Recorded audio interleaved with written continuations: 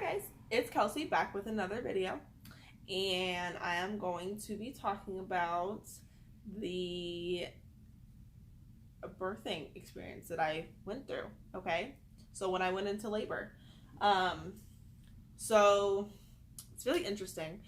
If you watched my last video about how I found out, I did enter into a little bit of when I had her.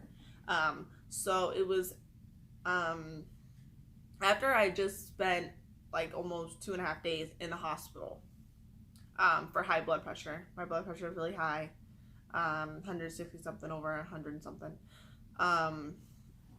So I ended up, it was July 30th.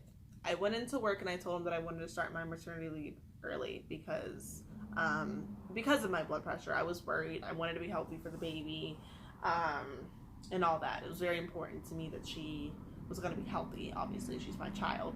So after I talked to my managers and all that and got that settled or whatever, I went back home. And I was laying in bed and I was just kind of, thinking about all day, and I was like, I don't think I felt her move today. And my boyfriend was like, what? I'm like, I don't think I felt her move today. And he was like, are you sure? And I was like, I don't think so. Like, I don't think I felt her move today. Granted, I was doing a lot of moving around myself. I was up a lot that day, from being in bed at the hospital. I was out a lot. I was walking around, I went to work and talked to them about it. And I was doing other things that day.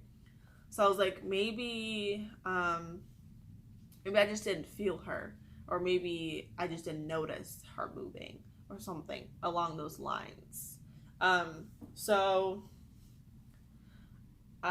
was about maybe 4 or 5 o'clock when I noticed that, when I finally got home. So I was kind of like pushing around on my stomach, trying to see if I could get her to move, and nothing was really working. So he tried, he put his hand on my stomach. He was trying to move her around. He was trying to talk to her, see if she'd move. She didn't. So that was a little concerning for me. But I decided that I was going to take a nap and see if she would eventually move. I was exhausted. And sometimes, like, as soon as I'm about to go to sleep, is usually when you lay still, you don't move for a little while, is when you feel them the most, because you moving makes them fall asleep.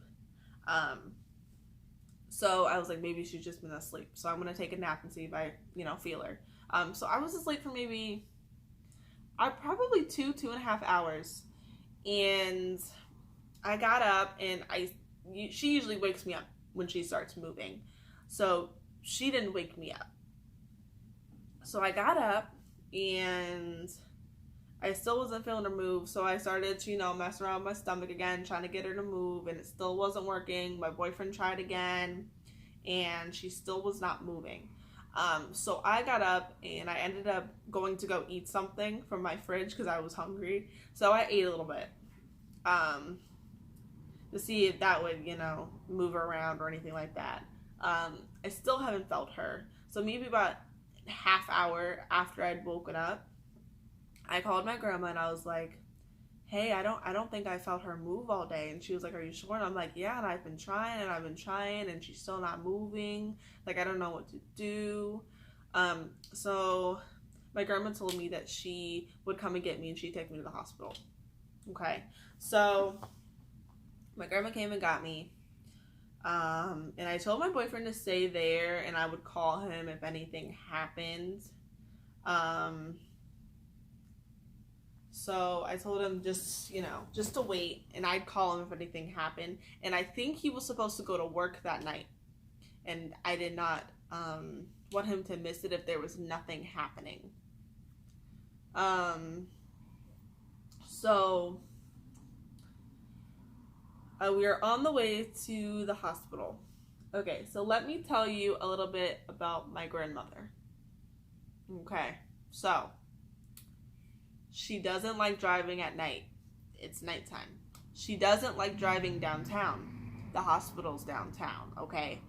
The hospital's probably less than 10 minutes away. I think it took us maybe a half hour to get there, okay? So here's why.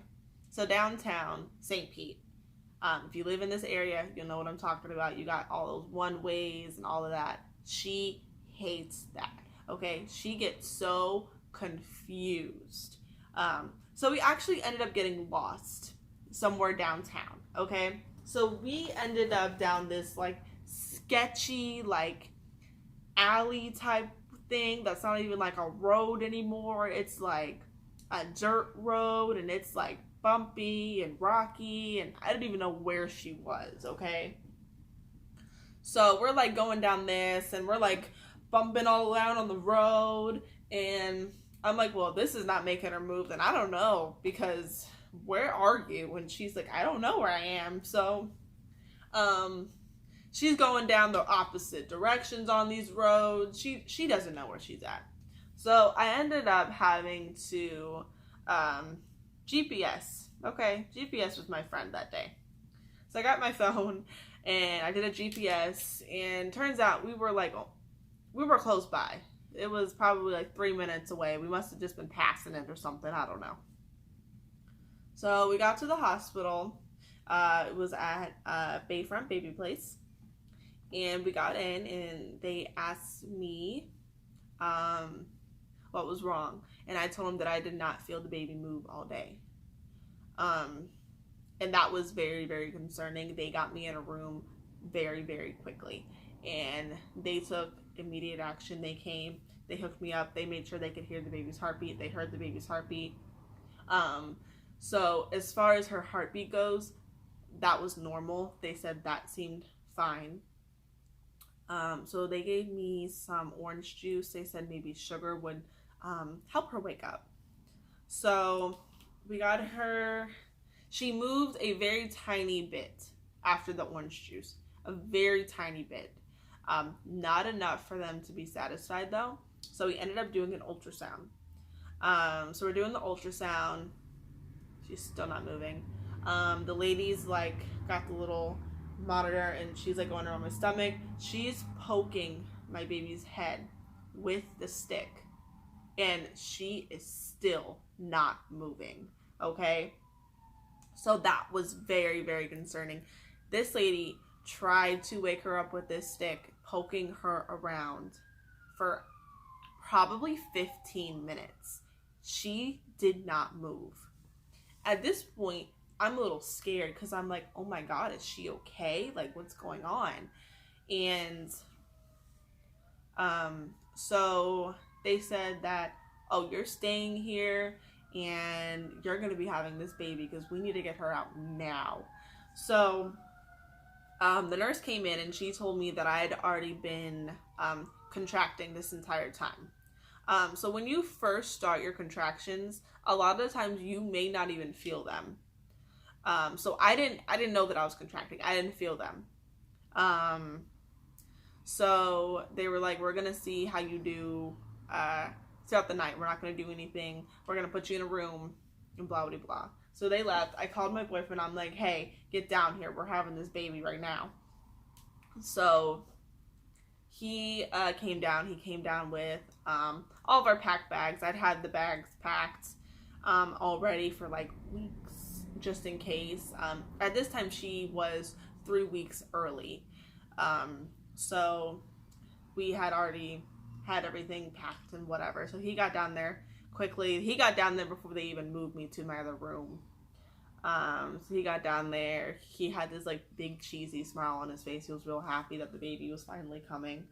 So they moved me into a room. My grandma went with us, so she knew where I was at. She ended up going home after I'd gotten settled down in my new room. And my boyfriend went to sleep, and he went to sleep on the couch. I was asleep on and off the entire night. As the night went on, my contractions were getting worse and worse and worse. So they would wake me up. It wasn't too bad. It was kind of like every probably like hour, and then I noticed it'd be like less than that. Um, so I was asleep for a while. About 8 a.m. They came in and they said they wanted to induce me. They wanted to speed it up as quickly as possible because they were worried about her not moving. So that was a big concern. They want to get her out as quickly as possible. And they said that I really wasn't progressing fast enough for them to be satisfied. So they went ahead and induced me at 8 a.m. So as time went on, my grandparents did come and see me. They were there. As time went on, I would say about 12:30, I was getting a contraction probably every 10 seconds. Like, it was intense. Like, I felt like I did not have a break in between. It was so bad. I was crying. It was so bad. And I have a very high pain tolerance, and I was crying. I just didn't have a break in between. If I would have had like a break in between, then I wouldn't find. But it seemed like as soon as one was over, another one was coming. And I could not take it anymore. I was crying. My grandma started crying because I'm crying. And so basically, my grandma was like, do you want anything for the pain? I'm like, I think I do. So she gets the nurse. The nurse comes in. She's like, well, what do you want to do? Do you want to do ibuprofen that's gonna like last for like half an hour, or do you want to do the epidural, or do you want to do this? And I'm like, well, let me go ahead and do the epidural. As much as I didn't want to do it, I feel like I needed to. So they asked my grandparents to leave, and because only one person can be in the room with you when you get it done. So my boyfriend's holding my hands, and this man comes in to do the epidural for me, and he's like cleaning your back before he does the needle and all this, and he puts that needle in my back, and I instantly start bawling. It hurts so bad. So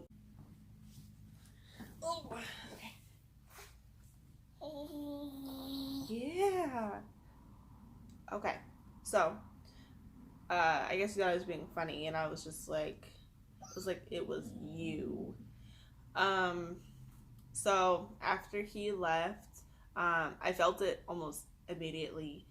Basically, just the lower half of your body is numb. So that was, I didn't feel anything. So I ended up going to sleep.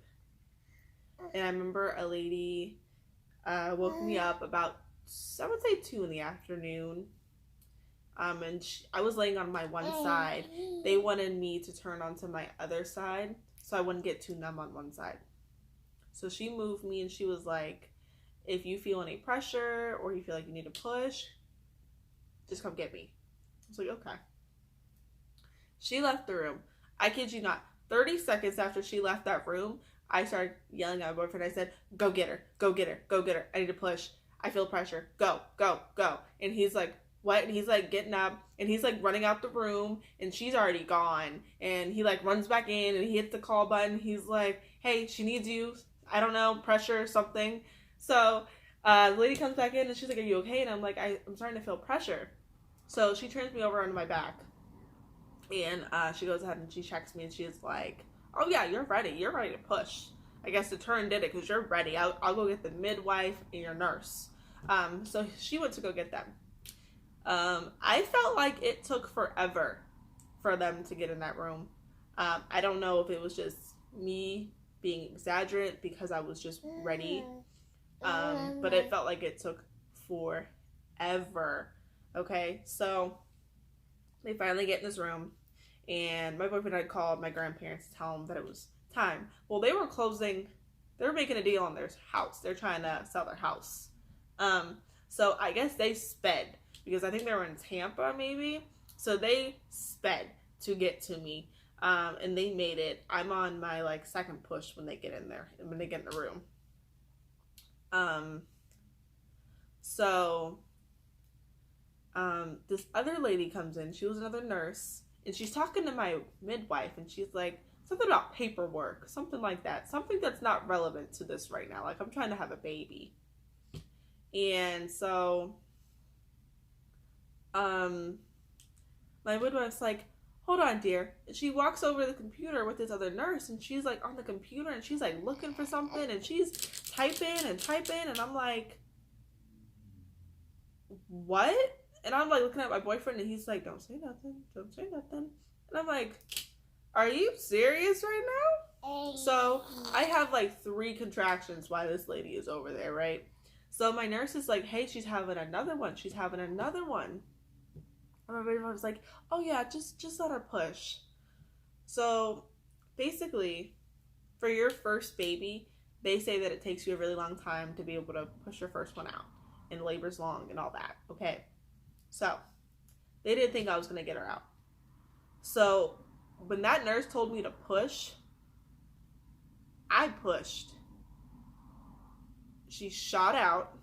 My midwife had to run over, catch her one-handed, because if she would have dropped her, oh, we would have a problem, okay? So she caught her one-handed, and she was like, that was my first one-handed catch. And I'm like thinking, really? Are you serious right now? But anyway, she arrived, and as soon as she came out, she was crying, which was music to my ears, okay? Because I was so scared that something was wrong with her because she didn't want to move. She's just stubborn. She's always been stubborn. She's still stubborn. Yes, you are. You're stubborn. I love you, but you're stubborn. Okay, well, you're still stubborn. But yeah. So she came out at 2:14 on July 31st of 2018. So she's gonna be a year old in about 2 weeks. You gonna be a year old? Yeah.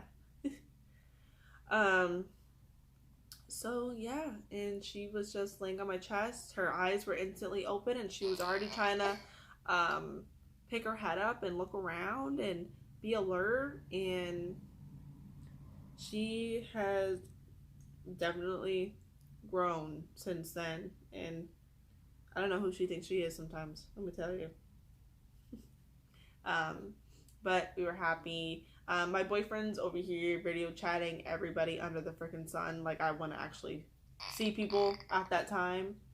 Like, I just had a baby. Like, get out my face. But it is what it is. People started showing up before I could even get into, like, the mommy and baby room. And I'm like, hi. And everybody's like, everybody's like, why do you look like that? You look like there's something wrong. I had a baby. I'm tired. What do you mean? Yes, I probably look like shit. Like, I'm tired. But whatever. But yeah, that was my birthing experience. And almost a year later, I got this little munchkin who I think is hungry because she just woke up from her nap. So we're going to go ahead and stop this video. And I will see you guys next time.